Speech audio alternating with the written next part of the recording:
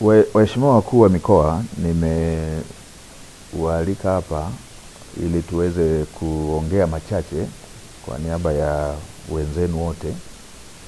Mamlaka ya hali ya hewa ya Tanzania, yani TMA, ilitoa utabiri wa mwelekeo wa msimu wa mvua za vuli na mvua za msimu kwa kipindi cha Oktoba 2025 hadi Disemba 2025 na kipindi cha mwezi Novemba 2025 hadi Aprili 2026 mtawalia. Na kutokana na utabiri huo, baadhi ya mikoa hapa nchini inatarajiwa kuwa na mvua za chini ya wastani hadi wastani kwenda chini ya wastani, na kutawaliwa na vipindi virefu vya ukavu na mtawanyiko wa mvua usioridhisha. Tathmini ya mamlaka ya hali ya hewa inaonesha hali ya kuchelewa kwa mvua inatarajiwa katika maeneo ya mkoa wako wa Dodoma, Mheshimiwa Mkuu wa Mkoa, mkoa wa Katavi, mkoa wa Kigoma, mkoa wako wa Singida, Mheshimiwa Mkuu wa Mkoa, Tabora, pamoja na mikoa ya Iringa, Mbeya, Mtwara, Njombe, Songwe, Rukwa, Ruvuma, pamoja na kusini mwa mkoa wa Morogoro.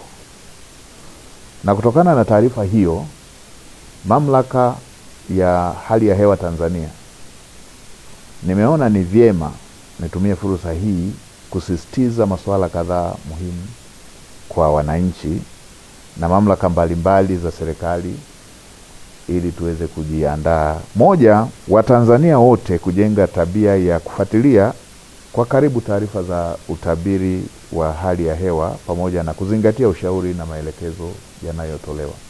Waheshimiwa wakuu wa mikoa, mnakumbuka huwa inatokea tahadhari hizi zinatolewa, tunachelewa kuchukua hatua, sote kama Watanzania, serikali, taasisi za serikali na wananchi wote kwa ujumla, na inakuja kutokea madhara kama ambavyo tumewahi kushuhudia, mafuriko ya udongo kule Manyara, ama mafuriko katika baadhi ya maeneo ya wananchi waliojenga kwenye mabonde. Kwa mara hii tunatahadharishwa kuhusu uhaba wa mvua, kwamba mvua hazitakuja za kutosheleza na zitakuwa na mtawanyiko usioridhisha. Ninawakumbusha wakulima kujiandaa, kuwa tayari kuandaa mashamba kwa wakati na kutumia pembejeo ikiwemo mbegu na mbolea zinazoendana na hali ya hewa tuliyotahadharishwa. Tutumie mbolea na tutumie mbegu zinazoendana na upatikanaji wa mvua chache, sambamba na kuzingatia ushauri wa wataalamu wa kilimo ambao kwa sasa wanazunguka nchi nzima kukutana na wakulima na kutoa elimu. Pamoja na kuwa hakuna tishio la uhaba wa chakula, kwa sasa kama nchi tuna akiba ya ziada, tuna chakula cha kujitosheleza, tuna hifadhi ya chakula ya kutosha kama nchi. Lakini ni vyema wananchi waendelee kuzingatia matumizi sahihi ya chakula, ikiwemo kuweka akiba na kuepuka matumizi yasiyofaa, kwa sababu tumetahadharishwa kuhusu hali ya mvua kwamba hazitatosheleza, kwa hiyo huenda ikaathiri mavuno. Kwa ni vizuri tukaanza kuhifadhi akiba ya chakula tulionayo. Na kwa upande wa wafugaji, wanashauriwa kuweka mipango mizuri ya matumizi na uhifadhi wa maji na chakula cha mifugo. Ni jambo ambalo mara zote tumekuwa tukielezewa, na ni vizuri sana tukalizingatia, hasa kwa wakati huu. Matumizi bora ya malisho, uhifadhi wa chakula pamoja na maji kwa ajili ya mifugo, ili yasijitokeze yale ambayo tumewahi kuyashuhudia ya upotevu mkubwa wa mifugo kutokana na uhaba wa chakula pamoja na maji.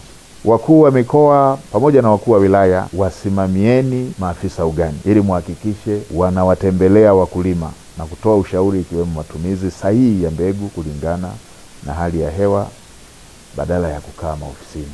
Tumekuwa na shida hii ya kila mtu kuwa anakaa ofisini. Sasa ofisi za baadhi yetu inatakiwa iwe kule kazi yao majukumu yao wanakotaka wawasimamie, wawaelekeze, wawaelimishe wakulima, wawaelimishe wafugaji, ili madhara ya